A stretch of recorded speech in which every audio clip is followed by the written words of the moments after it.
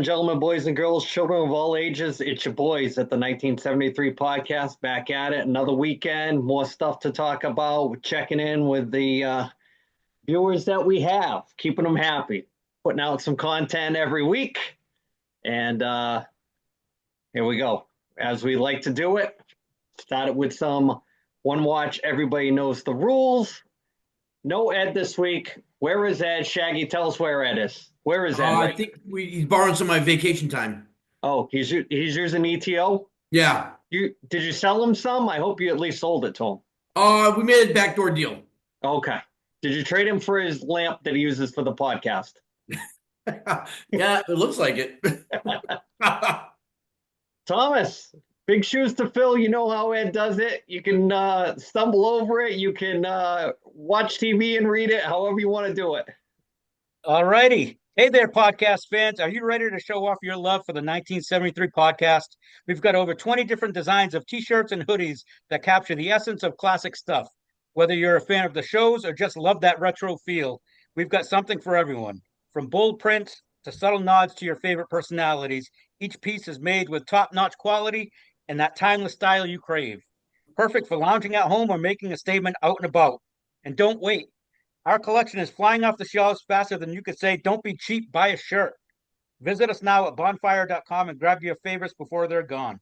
1973 Podcast T-shirt store is on YouTube. Just click the link in our episodes. Bam.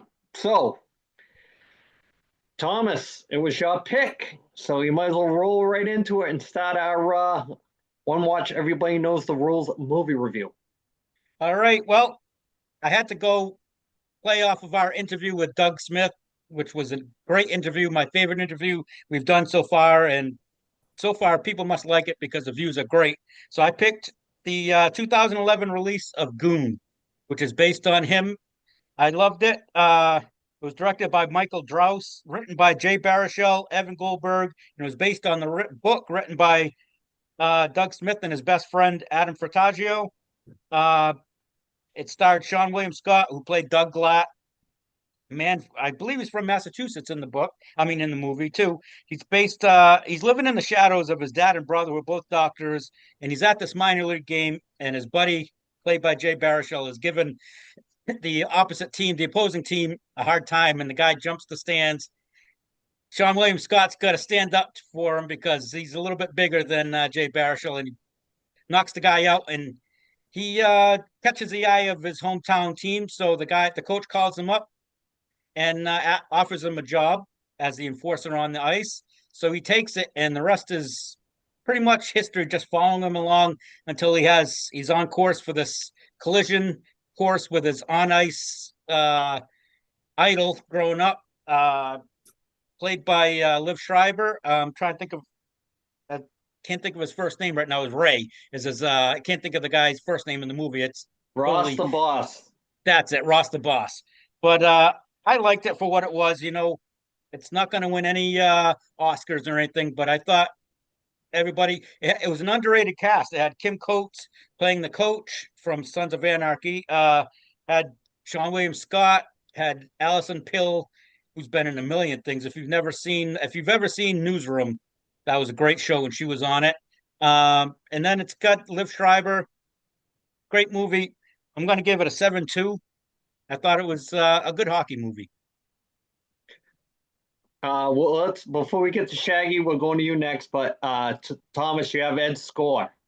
Yes, I believe Ed is going a little bit higher than me. He went 7.5. Nice. So Ed weighing in. Shaggy, thoughts on the movie Goon? Yeah, it's very entertaining. Like you said, it's not going to win any Oscars or anything like that, but definitely, something to watch for a couple of hours. It kept you entertained the whole time. And I think a perfect score for a movie like this is 6.9.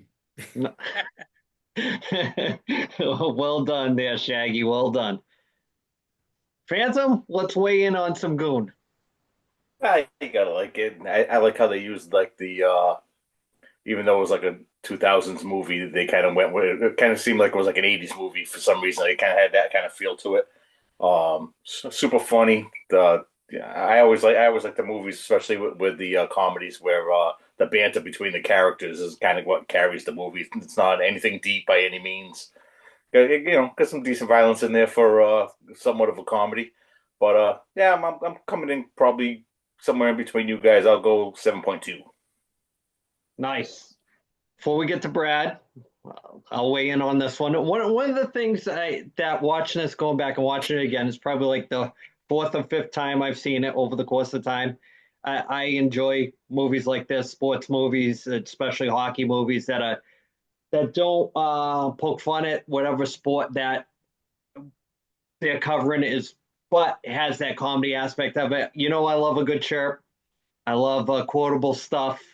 I love the banter back and forth with that hockey chirp mentality. And after maybe I watched it with a different set of eyes after interviewing Doug.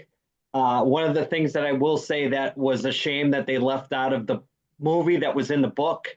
Here's a guy that's in his early 20s going to power skating clinics with 7 and 8-year-old kids.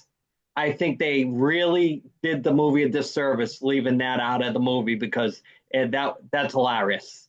I mean, if you think about it, starting from after high school, trying to catch up to everybody else that's playing a sport, and even play at a professional level, not even a recreational level. It's just it's unbelievable. So that's my only gripe, is that they left that out after talking to Doug. I thought that would have been a hilarious add to the movie. So not much else I can say other than what you guys have added. I'm going to come in about 7.6 on this movie. I like it. It's probably in my hockey movie list. It probably comes in top 5. I don't know if somebody would disagree with me for hockey movies. It's probably right in there with Miracle and Youngblood and Slapshot. It's worthy. Bradford, take us home. Stifler plays hockey, 7 stars. That's it. That's the whole movie. That's my score. Anything to add as far as anything whatsoever about the movie, Bradford, even after we had him on the show as a guest? It's a fun movie, man. Like, I'm sure the real life event wasn't so American Pie Stiflered, So I mean, it's a fun movie to watch, man. I'll put it up there. It's how many hockey movies do I know? I know Miracle and I know Goon. It's my number 2 hockey movie. But, all right, we'll take that. Hey, no, and I know the Mighty Ducks franchise. I'll put Goon above the Mighty Ducks, okay? And Slapshot. Oh, yeah, No, he doesn't. No, he doesn't. That's like, I feel like Slapshot was trying to be the Mighty Ducks. So like I'll put that below the Mighty Ducks franchise. The Mighty Ducks needed more Slapshot. The Mighty Ducks stole the whole Bash Brothers thing from Slapshot. You know what I mean? Yeah, they did. And did it 10 times better. Yeah. And don't forget, they parlayed that movie into an actual NHL franchise team. Yep. Did Slapshot get an NHL franchise? Nope. No. See you later. No. Did Slapshot have Emilio Estevez? Hell no. Paul Newman trumps. I'll trade a Paul Newman for Emilio. Yeah, big time. Never. Emilio. Never. Stop keeping us in suspense. And what's our one watch homework for next week? Come on now. You guys know me. I like to pick weird movies that we've never seen. So I expect the best of the best. This one is actually another one of those Instagram. It's probably paid ads that I've been seeing. So it's probably not as good as I think it's going to be. It's got Hugh Grant. It's called Heretic. It's supposed to be really good, man. So it's $5.99 on Amazon to rent. I think we all got that covered. If you have Max, it's on there, I believe, so you wouldn't have to pay anything extra. But it's another one of those weird, freaky movies that got a lot of hype, and we'll see how that goes. Yeah, I saw the trailer for it. Looks good. And before I forget, Phantom, did we hit our views for last week for? Nope. Okay, so gotta keep it. But before we move on, I forgot to hit you with our weekly giveaway. What do you got? Turned into Joe Cocker all of a sudden. The Human Centipede. I wish we reviewed the Human Oh, Centipede. that's a bro. good one. Oh, just for Brad. The The Rock. Rock. Oh, The Life of Maurice Rashad. This is actually a good movie. This one's not going on the porch. Oh, What the well, hell is that? wait a What the minute. hell is that movie? You gotta it's a documentary. name a view count to get that movie. 9. You could go 9. Now, 69. I'll go 99. Ooh. 99 views for the rocket. So it can be yours. Or for $99, it could be yours today. Or for $9, it could be yours today. Yep, it's in there. It's in there. So next week's One Watch, everybody knows the rules, The Heretic with Hugh Grant. All right, we love it. Thomas? What's the score? Score is 7.23. 7 point. So we round down 7.2. Yeah. Not a bad score. IMDb is 6.8. So not that far off. So we missed you, Brad, with the IMDb last week when we did it, but I'm not sure we're that far off either way. Tom was supposed to be trailing the play like James Worthy, picking up your scraps, but didn't happen. That's okay. Finger roll. Finger roll at the end of the fast break. Yeah. So let's move away from One Watch and get into just a quick, Brad, you got to give us your recap quickly of your thoughts on the WrestleMania. You were in it last week when we did it, so we felt a little lost. Go ahead. It had some highs and some lows. I give it a solid C plus, like as a program, as a PLE as a whole. A little underwhelming for what I thought WrestleMania should have been. It really felt like at times it was just a long episode of Monday Night Raw.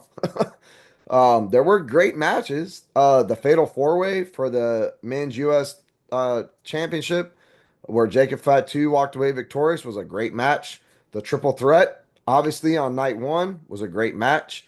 For everything that the Cody and John Cena match was, that match kind of sucked. Like you could tell John Cena didn't have the lungs and the gas to get through a whole match. They had to slow it down for him, which really leads into his upcoming match with Randy Orton, because Randy Orton's old too, so you're getting older, and he's more, I think, in that speed for John Cena. It was okay, man. It wasn't great. I was a little let down for the things that happened in it.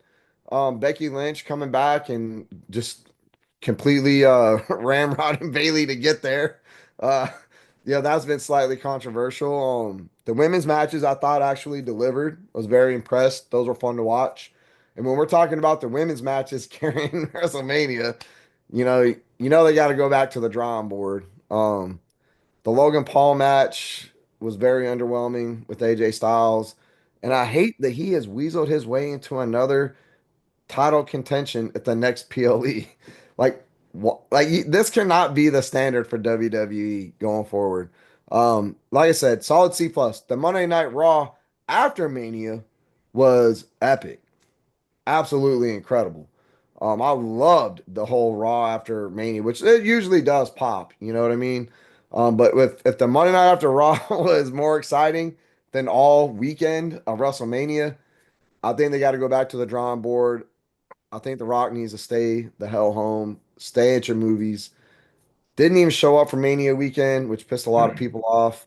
But hey, he's filming another movie, so there's where his loyalty is. And there's a lot of heat with Triple H right now because The Rock inserted himself. They couldn't get the storylines to kind of gel and smooth out, and now everybody's blaming Triple H. The Rock has even come out and said that there's a possibility of Hunter, getting removed from his position and bringing in the Rock's guy to do it. So kind of whack.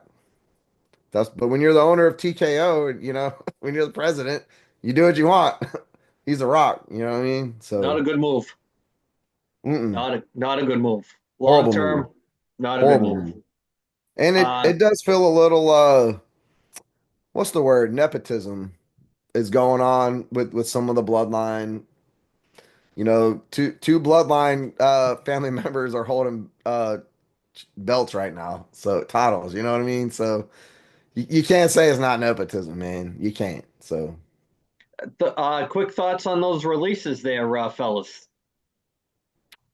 it's Black Friday. It happens every year. Everybody's acting super shocked that it happened this year. I had to Google 90% of the list to see Yeah. who the hell they were. Braun Everybody always. Strowman, old as shit, bad knees, can't walk. Probably a good time for him to retire. The one I am surprised about was Cora Jade. I think that What she has a bright future. the thing I was telling Ryan, I don't know if it was on the thread with you, Brad, that everybody they let go and the people they signed, whether they're going to be mid card or lost in obscurity, you can't say that signing the Lucha Brothers is not a good move for WWE because they sell merch. They'll sell more merch than anybody they released. So right there, it's a win. And then whether you get the Ricky Starks, they're talking about Wardlow. They're not taking just anybody from AEW. They're taking guys that look the part or can fit in. They're not taking Daddy Magic. They're not taking Daniel Garcia. They're not taking people like that. Dr. Brett, they let 7 girls go and they sign her. That's a plus. I mean, they can do things with the people that they are signing. Whether they make millions of dollars for them, no. But are they better than who they're letting go? Of course there is. There's more of an upside with the people they're bringing in because they're hot and the better. It's almost like they're bleeding talent out of AEW and leaving them with junk. Almost like they did with the territory system, almost like they did with WCW. So you can't hate them. They know what they're doing. They've done it 2 other times in wrestling history. So they're just doing it at a different generation. So that's my 2 cents on that. Thoughts on let's talk Dark Side. Thomas, thoughts on this week's Dark Side of the Ring with superstar Billy Graham? I like to think that I know a lot about these guys. I did not know a lot of the stuff that they had in this on Superstar Billy Graham. I mean, I thought it was really good. I mean, it was sad. The ending was sad with the kids and him. I mean, it was tough watching his son try to get through talking about the last day and talking to him on the phone. But he's like most of the stars back in the 70s and 80s, living that gimmick that they play. I mean, unfortunately, back then it seemed like that's when the steroid thing hit really hard, and so I didn't know about the whole thing. I didn't know he was close with Arnold Schwarzenegger, and enough to the point where they had pictures with his kids as babies, and Arnold was holding them. The other thing that really I didn't really know is how he got his name. His wrestling name, Billy Graham. I didn't realize that he was a fan of the Reverend Billy Graham. So I thought it was good. It was a sad ending. I feel bad watching because you could see how he deteriorated, and I just as unfortunately his ego got the best of him with. I mean, living that gimmick, he doesn't want to lose the belt, like thinking it's real. I mean, it's a belt. Nobody actually wins the belt. I mean, it's all part of the act. But I thought it was good. Shaggy, did you end up watching the episode? I didn't see it yet. No. Okay, very good one. Yeah, I can't wait to see it. Phantom, thoughts on the superstar? Yeah, I thought it was pretty good. I mean, they kind of got into how he pretty much is the original Hulk Hogan. Like everybody kind of ripped him off. I thought he came across as like kind of a bitter man. Like when they had the thing with the steroids case and all that, like he was like not only was he like somebody that's bitter, that's like, oh, I'm gonna throw you under the bus because I'm mad at you. He's like, I'm gonna throw you under the bus and I'm gonna make shit up too. Like, so very came across the stuff with his family, the stuff that in his businesses as far as the wrestling goes. Just I don't know, I came away from it kind of not really respecting him too much. I kind of like an asshole a bit, but I didn't. I mean, I knew that he had like abused the steroids and stuff, but I didn't realize that he had like a actual like major drug problem as well. I was kind of, we always kind of go back to the like the karate stuff after he's like, they take the belt off him as like the whole time that they were saying like he was a transitional champion. Talk about like doing like long term storytelling. It's like we're gonna give him the belt until this time, and no matter what happens in the time in between, we're not changing. Is as popular as he got afterward to get to the Bob Backlund stage was kind of crazy when you think about it. That he actually like back in the day when if you were a heel, you didn't really go from like how it is today, where you're a heel and all of a sudden the fans start liking you. That didn't really happen back then. So he was definitely an innovator as far as wrestling goes, but he probably could have been way so much more than what he actually was. Kind of a bit of a waste of talent when you look back on it. Brad, what'd you think of the episode? Yeah, I feel like this is what Dark Side is like what it was meant to be. You know what I mean? Like dude had a troubled life, drugs, steroids, died a couple of times, had a couple of ODs in a hotel, heart stopped a couple of times. Rough childhood, grew up to be kind of just like an asshole of a father to his own family. And it's like, yeah, I used to think this guy was like Hulk Hogan before Hulk Hogan, you know? Um, it's kind of just tragic the way things happen with these old time wrestlers, man. But didn't Billy Graham, didn't he used to like cut these like, I used to see him like on YouTube, like these old interviews where he would shoot on and talk about the steroid abuse and like the Ring Boys and all that. He used to like just go hard in on old WWF scandals. But I don't feel like they really did I miss it? Did they not talk about it that much? Nope. Like Nope. he used to just put them on blast, dog. Like so that wasn't really, brought up, but that's all right. The rest of the episode, man, I thought it was pretty good. And this is like what I expected of Dark Side of the Ring. This stuff I want to see because I didn't grow up with this guy. This is way past my time. You know what I mean? Like way before my time. I mean, so this is the stuff I like to see right here. This is when like Dark Side gets back into it. So I liked it. It was a good episode. The Billy Graham love for pro wrestling is what started the whole journey with me for watching it. That was what drew me to it. My father would tell the story when we talk about wrestling or driving or whatever. He said it was because of Billy Graham, and he would tell me about how I would just watch the TV because he was on. When he would cut those promos on Saturday morning, it was like you couldn't look away. And all years later, I was able to go back and find the episode on the WWE Network of when I started actually watching it, and that promo is on there. He starts the show. He had just won the belt from Bruno, and it was like May of '77, and right around the time with Star Wars and all that stuff. So he was a larger than life. He didn't look like anybody else at the time. And when you're a kid and you're small and you're looking at something like that, you're saying to yourself, wow, this guy looks like something right out of comic books. The Conan character, the pre-He-Man character. There was no Hulk Hogan at the time. There was nobody looked like that. No Paul Orndorff, no Jesse Ventura, any of the guys, no Road Warriors, no Ultimate Warrior.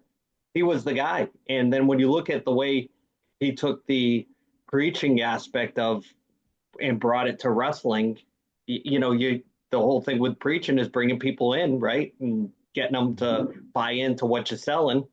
He was perfect for it. The love of that wrestler for me carried all the way through until I saw him again with the karate gimmick, and I couldn't believe being older that was the guy that, my father said I enamored so much as a kid. Then when he came back like that, and you see the promos where he's out of it because he's either on Quaaludes or whatever else. He was a shell of himself.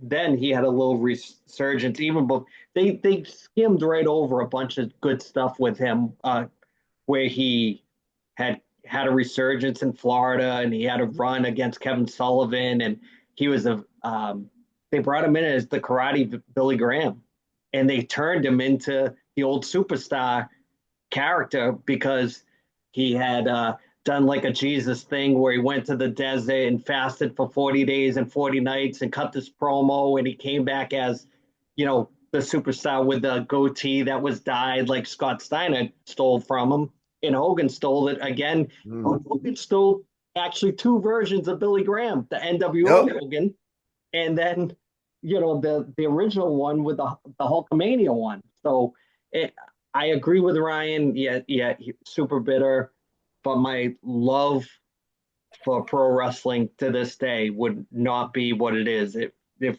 it wasn't for my entry level of all people, a villain at the time too, Billy Graham. But you cannot tell me that for the counterculture of the 70s and the character that he had. I mean, he was one of the first guys to have his own merch. There's a quick still photo that they show, and if you have it, it's worth a lot of money. In the wrestling magazines, they sold a T-shirt and they sold a poster, Superstar Billy Graham, like it was this like LSD type psychedelic of him like with a tiger coming from outer space. And if you have that poster, the original, it's worth all kinds of money. So if you ever get a chance, Google it, because the T-shirts will come up as reprints every now and then. You'll see them, and then WWE will take them down. But it's interesting to see what the merch catalog was in 77, 78, around there. So, but my love of him still strong. But the person, we all know the story with these wrestlers, even Dusty, Flair, all these guys. They're transients. They're not connected to the family whatsoever. I think you can either have the fame and the fortune, or the family life. You don't get both with a trade like that. Anybody want to add anything before we move away from the dark side? The thing that I thought was great was when they were showing the old clips, and the stuff that we always bitch about wrestling now with the false finishes and all that. When he loses the belt, he loses like to an atomic drop. Well, that was Backlund's finisher and then he went to the chicken wing later on. The chicken wing. Yeah. But the thing you had brought up, Ryan, was that's one of the things that people always liked about Vince Sr. Everybody that does one of those shoot interviews and they talk about Vince Sr., they always say that he would book to the day. He would tell you, you're coming in for 6 months. You're coming in on February 25th and you're leaving on, October 25th.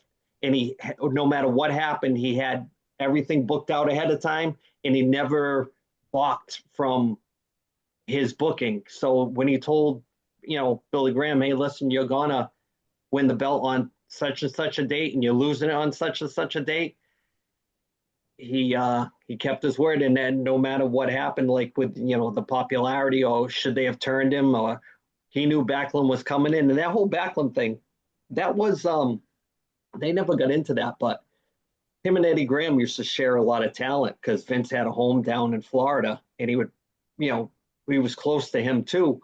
And he asked for Bob Backlund, and Eddie Graham said, you don't want him, you want Steve Keirn. And he was like, no, we want Bob Backlund. That's the guy we want.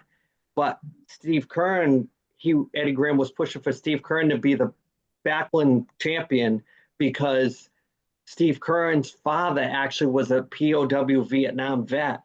And there was a backstory there that they could have used to inflate even more of a story about being the All-American or whatever. So, yeah, they I know they had to condense it to an hour, but there was a lot more they could have really went into with the Billy Graham deep dive. I agree with Brad. They did leave a lot out. Oh, yeah. They always do. Yeah. The thing that was wacky, too, is like he was so bitter about losing that belt. But the only reason why they put it on him is because they couldn't go Bruno to Backlund because they didn't do good guy versus good guy back then. Yeah, and the other thing, so the only reason why he got it was just because they needed somebody else to have it, and to be that mad about getting it. It's like to losing it was like you should have never had it. You were never in the plans for it.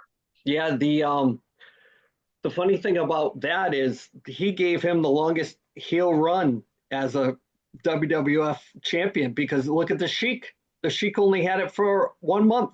Yeah. Won it in December, lost it in January. So, Billy Graham had the longest heel run of and he did real well with them in the sellouts and all that stuff. But I mean, if he had just kind of rolled with the punches, maybe he would have, kind of got some kind of resurgence later on instead of that depression thing or whatever. So, anybody, Tom, you want to add anything, or Shaggy? I think I was surprised, and I never knew he trained at Stu Hart's dungeon. Yeah. That was another thing I didn't I know. didn't know that either. Yeah. He went up there to play Canadian football. But the thing with the coffee cans as a kid, being dirt poor and filling the coffee cans worth of cement so he could work out, and he was doing the evangelist preacher thing, and he was bending bars around his neck, even as a preacher, just doing that whole like the snake charming type preaching. But feats of strength to bring in. Tom, want to move on to some sports stuff, or? Yeah, I just got one more wrestling Good. thing. Brad was talking about the whole thing with nepotism with the Samoans. Well, I don't know if anyone saw this, but there's some guy from WWE Evolve, some wrestler named Keanu Carver, who right after the all of the cuts the other night, he went on X and went on a rant, and he tried to delete his whole X right after he posted it, but the internet never loses, and they've got snapshots of it. And he went off. He went on a rant, and I mean, dropping some MF bombs. He dropped talking about the Samoans doing things, favors, just to say some favors. But then he kind of got political and said that the only reason they're getting pushed right now is because they voted for Trump, and that's the whole WWE the whole WWE backstage area with Linda McMahon. Even though Hunter, they're not really owners anymore, but he went on this big rant, and then he tried to delete his entire X, and people got there are snapshots all over the place on it. So it'll be interesting. He hasn't been cut yet, but hey, no such thing as bad press. I never heard of him before, so this might be boost him up. Yep. That's funny you bring that up there, Phantom, because that's a good. There's no such thing as bad press for this podcast. Absolutely. Allegedly. Thomas, is it your time? Nope. Is it your sure, time? let's do it. Let's do it. All right. Tom Shitty Picks is brought to you by Brock Street Brewing Company, located at 244 Brock Street South in Whitby, Ontario. Everything is brewed in-house, including their hard iced teas, their beers, vodka sodas, and their hard seltzers. So if you're in the Whitby area, go check them out and tell them the 1973 podcast sent you. All right. So this past week, my fantasy pick of the week was starting pitcher Shota Imanaga of the Chicago Cubs. He did okay. He went 1-1. He left his second start with a strained hamstring, so he got the L in that game. But I think fantasy wise on ESPN's fantasy thing, I think he ended up with like 17 points. So it's not a bad start, but wasn't a superstar start. This week, I'm going starting pitching again.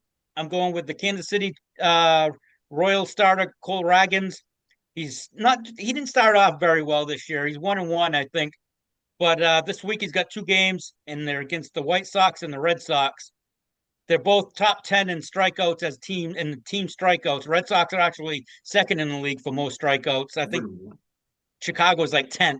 So I think Ragans this week is going to rack up the strikeouts, get him up there. I expect him to get 2 wins this week. Thomas, you brought up something while we were off air last week, and we forgot to mention the passing of Steve Mongo McMichael. You want to weigh in on the passing of a Hall of Famer? It was sad. He was in really bad shape. I'm glad to see he made it long enough to get into the Hall of Fame, the Football Hall of Fame. People remember him as, it's funny, the later days, people remember him as a wrestler with the Four Horsemen, WCW.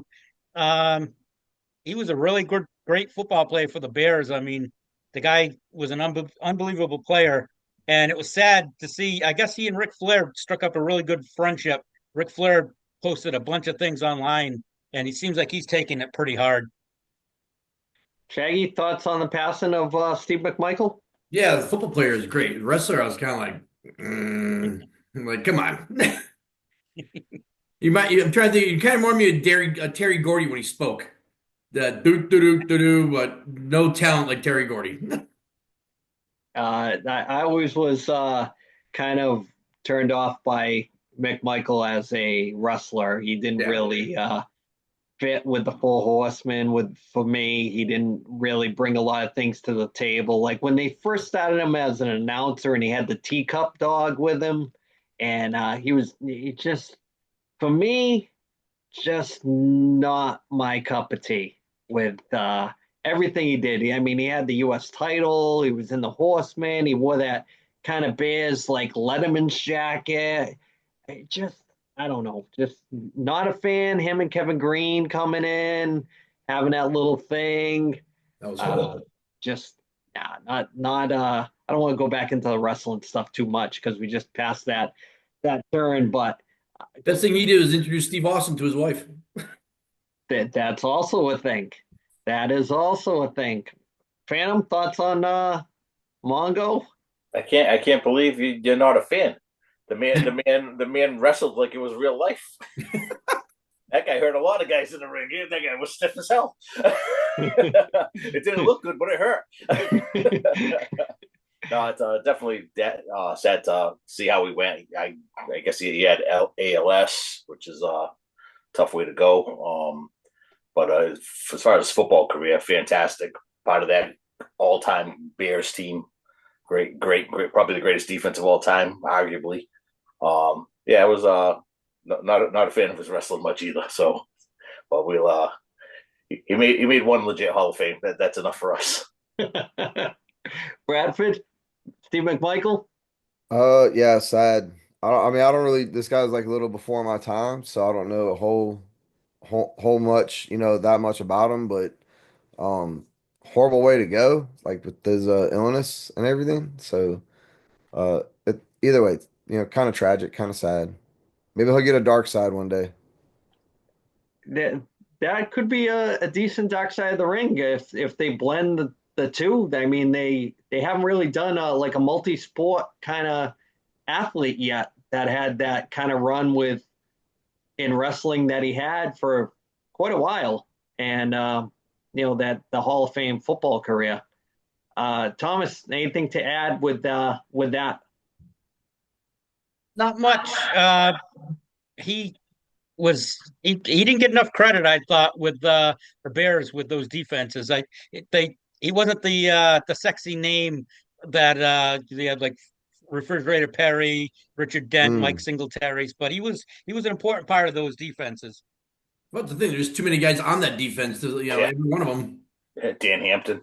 Right, Dan Hampton, and trying to think of who the safety was. He was nasty too. I can't think of his name. He was a nasty player too.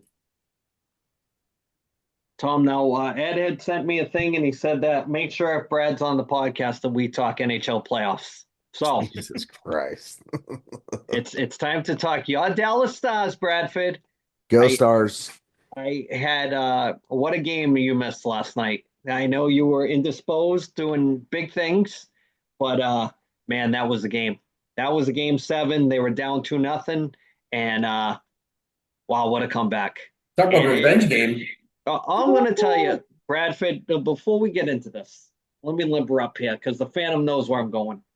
If you're going to be a Dallas Stars fan, I want you to pay attention to something. That team, out of any team in the NHL, they showed the coach more times than any other NHL franchise for a reason. There is a major reason why they show that coach so much, and you will not believe it. Season ticket holder. That's all I'm going to say. It's unbelievable. You got to see it. It's Look over this shoulder when you see. They will do anything they can to show that bench, but they will kayfabe it the whole time and just talk about the coach, the players on the bench, but they will keep showing that bench. but that's worth watching every Dallas home game just for that.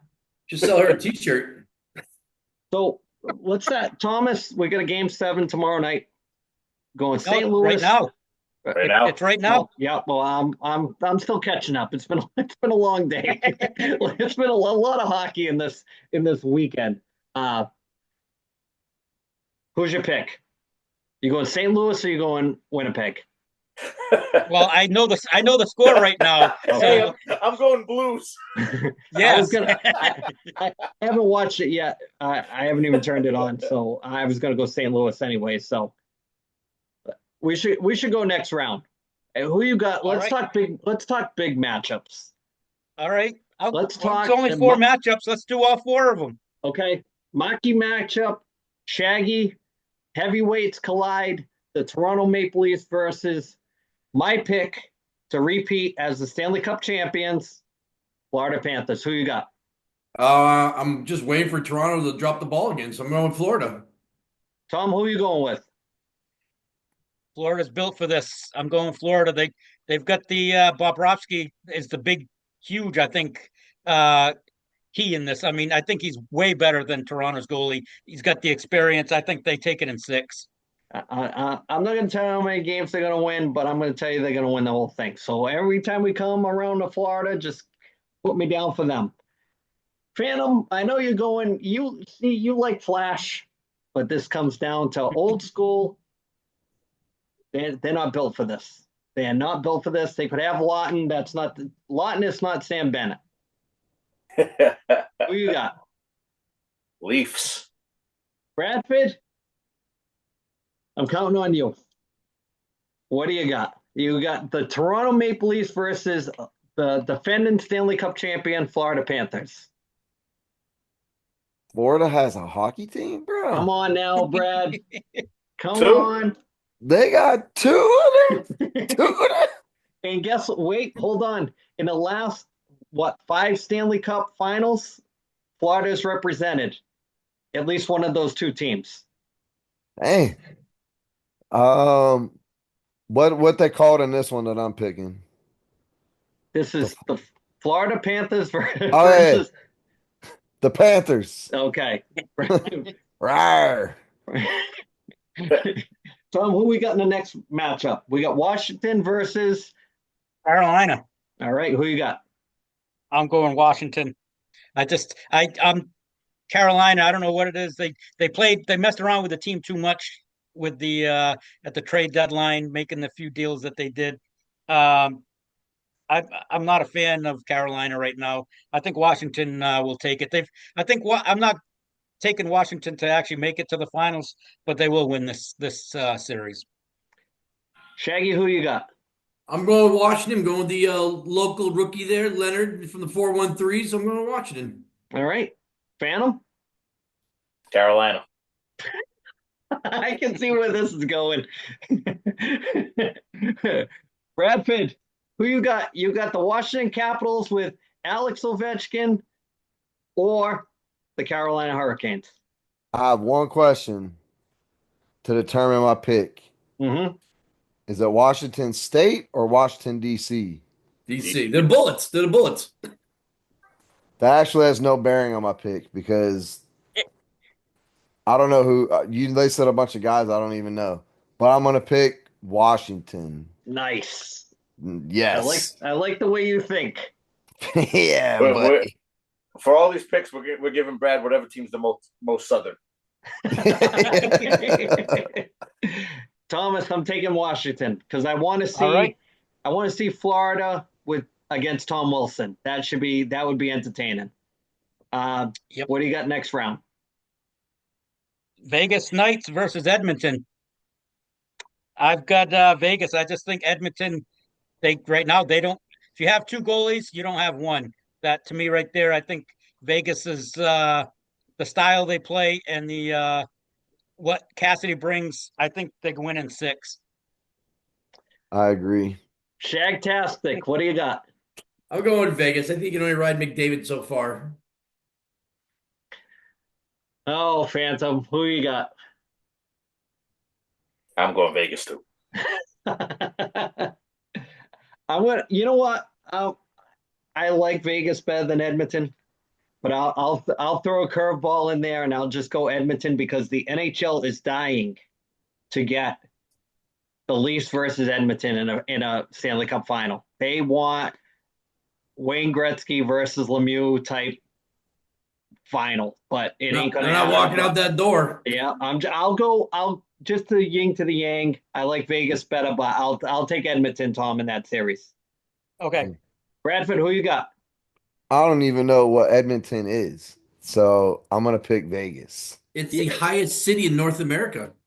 How can you be in the military The and most be a northern city. conspiracy theorist and not know geography? It's Canada. It's not America. I asked myself the same question. We love you, Brad. We love you. They didn't send them to Canada. They sent them to the desert. Yeah, I guess that's to Iraq. Right. I can find Iraq and Afghanistan on a map. You should have went to Canada. Yes, we Could've should picked have. up We some should public have. skating while you were there. Thomas, who we got? There's The more. last series it's the game that is going on right now. Winnipeg, the winner of Winnipeg and St. Louis tonight versus Dallas. I'm going Dallas, regardless of who they play. I think Dallas beats them in Yeah. six.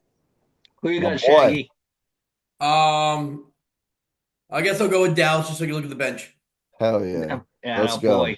Atta boy. Phantom, who you got? I'm like Shaggy. I like Pete DeBoer way to the right.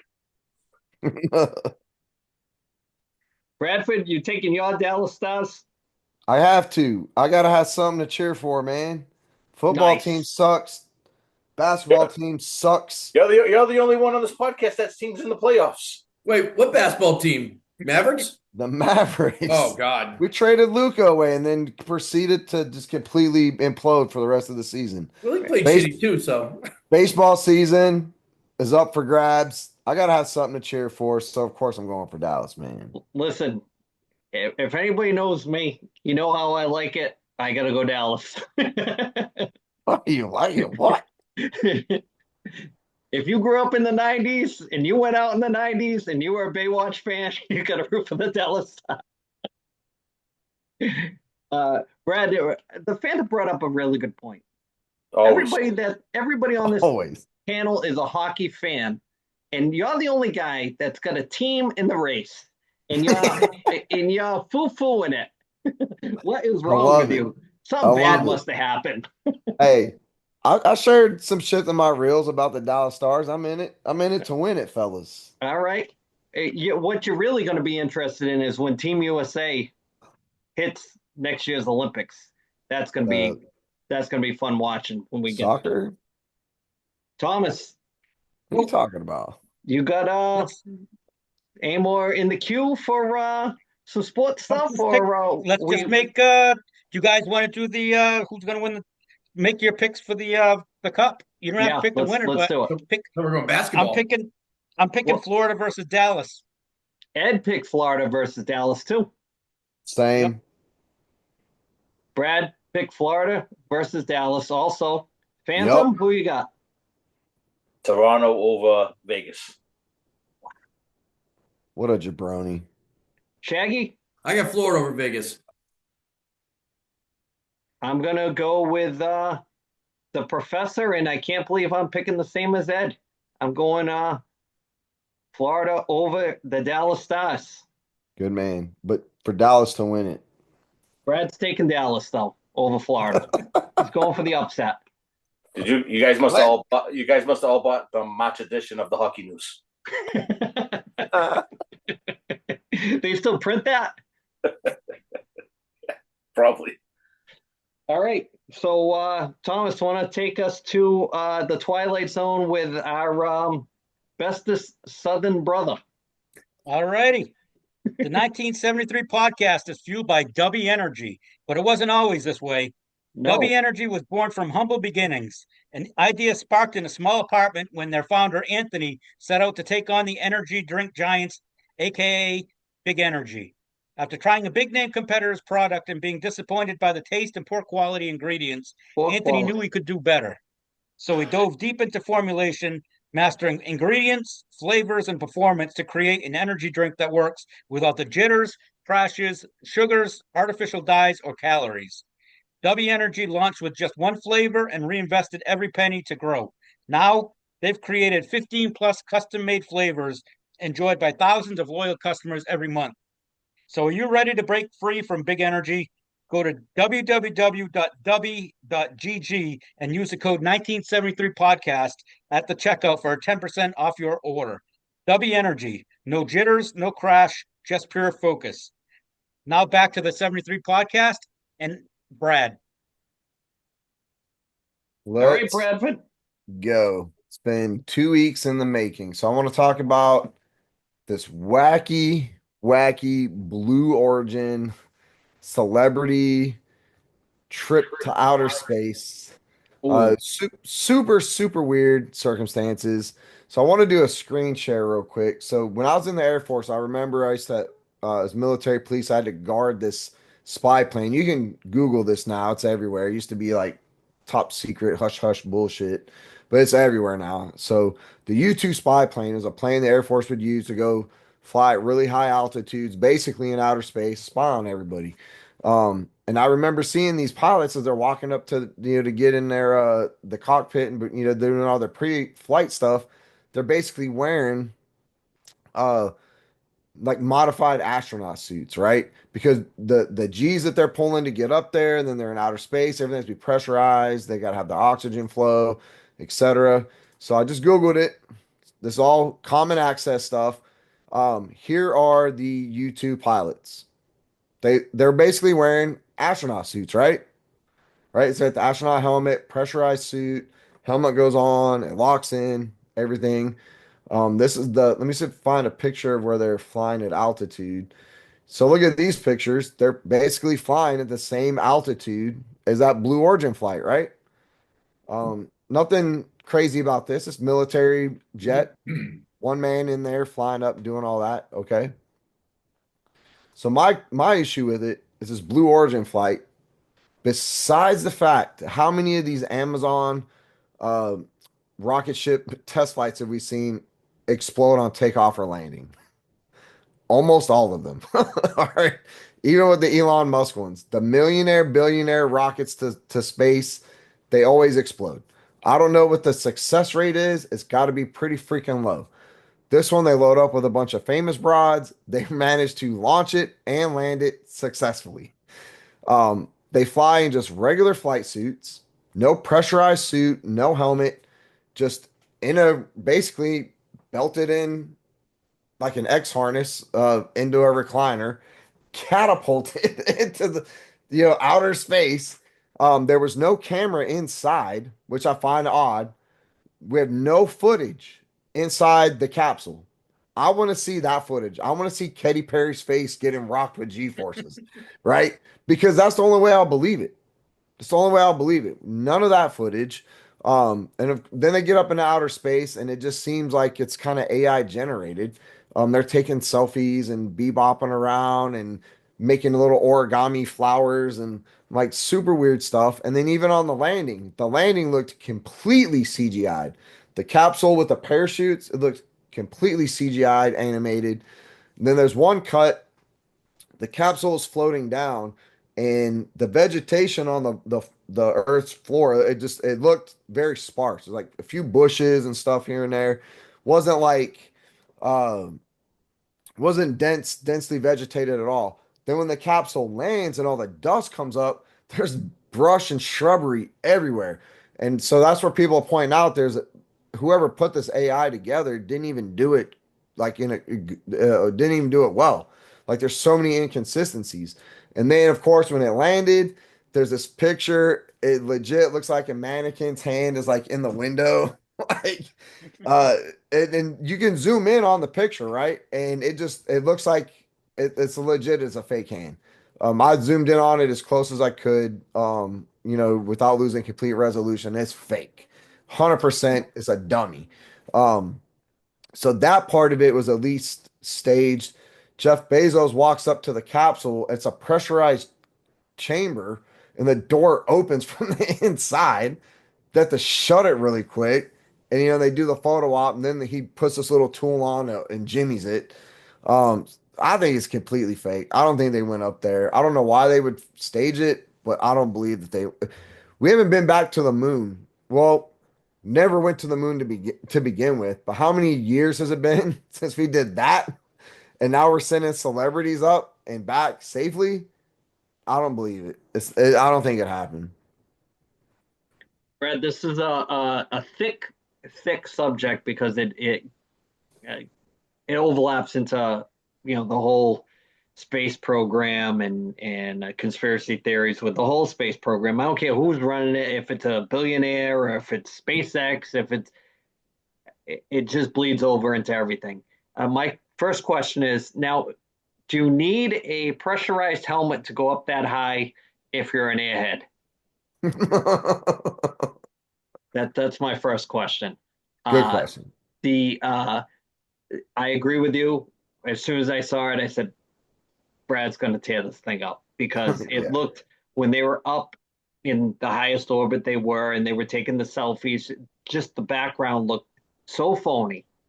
It just, I don't know how they have the gall to try to pull that stuff off in a world where, even though AI is tight, people are super sleuths in their day-to-day free time.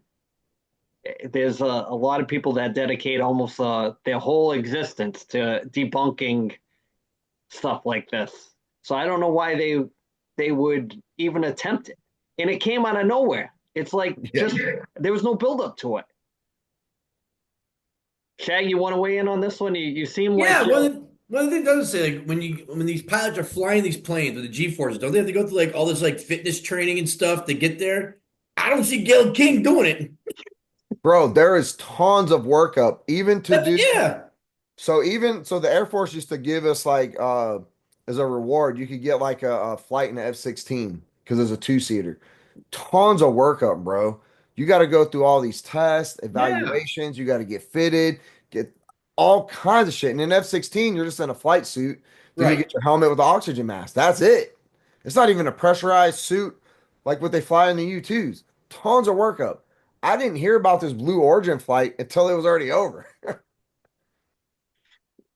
even like the G-force training, like if you ever watched a movie, okay, like The Right Stuff, that movie, part of the training that they talk about is there's a pendulum with a cart that goes around in a circle until it gets it. See, something like that I could never do because I get motion sickness really bad. So I could never even pass that. And so where's all that training to go up into risk your life for once in a lifetime experience? Let's talk the legitimate. Let's say it was legitimate. Where's the training for this? Where's the OSHA recordable training just in case something bad happens? Where's the safety shoes, the hearing protection, all that stuff? Bro, I want the 80s like slow-mo montage with like a great like soundtrack in the background, and they're just like jogging real slow on the treadmill with like the oxygen tank, like in Rocky when what's his name? The Russian was training real hard. Like that's what I want to see. Then I'll believe it. They sent 4 or 5 broads in outer space and up and back. Not a one of them threw up. I get sick of the fucking Disney ride. Not one threw up, and now I don't believe that. I get sick when a commercial airliner takes off and lands. I start being like, ugh. Not one of them got sick. I don't buy it, bro. Not for a second. Phantom, you want to jump in? Yeah, I mean, I saw it on TikTok. Gotta be true. Yeah. No commentary on that whole thing. Nah, that's who else went? All I saw was Katy Perry. It was Katy Perry, Oprah's best friend, Oprah's friend, Jeff Bezos' wife, and someone else. There's 4. I don't know who the other one was. One of them was Bezos' wife. There's like 4 or 5 of them, man. Yeah. I saw Bezos running around the capsule and hit the deck. Hey, Trip. Yes. Well, what was the selection criteria for this? I don't know. They were Whoever like, had the hey, most money. like we're about to send a rocket up into space to prove we can do it. We gotta have Katy Perry. She's our number one. When we're picking from the pool of women that can go, Katy Perry's number one. then Oprah's friend, my wife, and then I don't know, somebody else. How come What was Oprah the didn't go? criteria? They picked Oprah and she said, give it to Gail.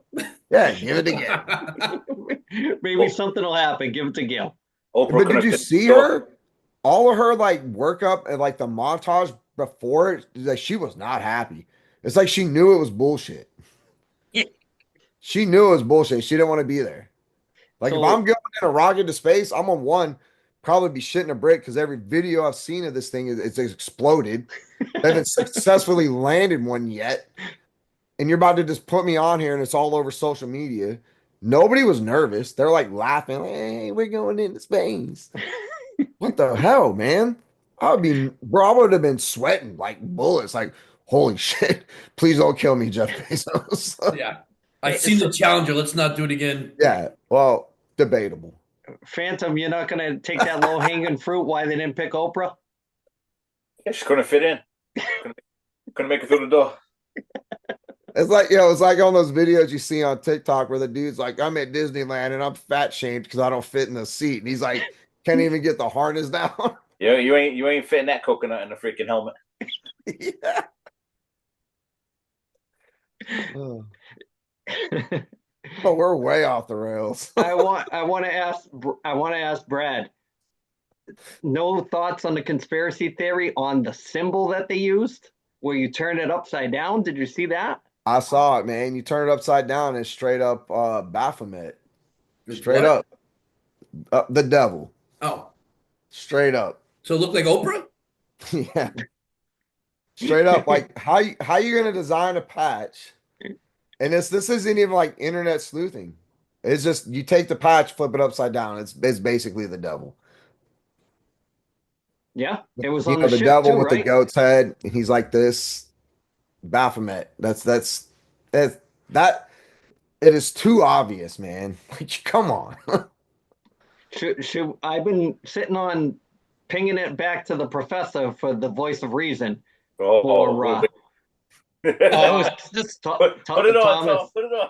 this was totally fake. But the other three people on the thing, there was a former NASA rocket scientist, Aisha Bao, and some film producer named Carrie Ann Flynn, and a bioastronautics scientist, Amanda Guillen. But yeah, this thing was totally fake. And it's funny now listening to the women, especially Gail King and Katy Perry. They're getting all pissed off because people are actually calling them out on the whole thing being they're tearing the thing apart. So they're getting all upset, and it's funny listening to them trying to reason. But the worst thing is they try to show a video of Katy Perry singing while they're up in space singing. Well, I think it was Nat King Cole or something. Yeah. I was like, What a Wonderful World or something like that. yeah. She couldn't have sang "I Kissed a Girl" instead. Right? Fireworks? She should just do a whole concert from space. Yeah. Oh, that's coming. Yeah. That's I'll tune in eventually for coming. that. We'll see that in our time. Somebody's Yep. going to broadcast from outer space and do a whole 2-hour feed. Ooh, Taylor Swift from space, and she just broadcasts it into the sky. We just watch it from your yard. Oh, Did David Bowie Yeah. already do that? ground control to Major Tom. Mm-hmm. No, you're supposed to not remember that. Allegedly, that was from space. Show off the H.